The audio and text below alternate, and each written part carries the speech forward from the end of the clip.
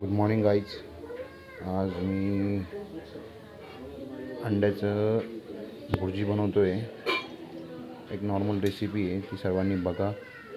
आवडली तर नक्की शेअर करा, कमेंट करा आणि काही तुम्हाला काही वाटेल त्यामध्ये कमेंट्स करून सांगा की काय चेंजेस करायला हवे. कढई गरम केली होती, त्यामध्ये कांदा, टमॅटो, मिरची हे टाकलं होतं मी. सगळं हे चांगलं फ्राय करून घेतलं. नंतर मीठ टाकलं थोडंसं आणि मीठ टाकून थोडं फ्राय करून हे मसाले आहे घरचे माझ्या, ते चांगलं परतून घेतलेले आहे. त्यात हळद, धना पावडर आणि थोडीशी लाल मिरची टाकून थोडं फ्राय करून घेतलं ते. आणि फ्राय करून ते झाले की नंतर त्यात अंडे फोडणार आहे.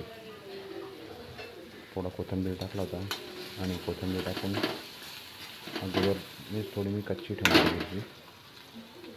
आमच्या नाशिकमध्ये कच्ची पक्की भुर्जी खूप फेमस, त्यामुळे कच्ची पक्की भुर्जी बनवली होती.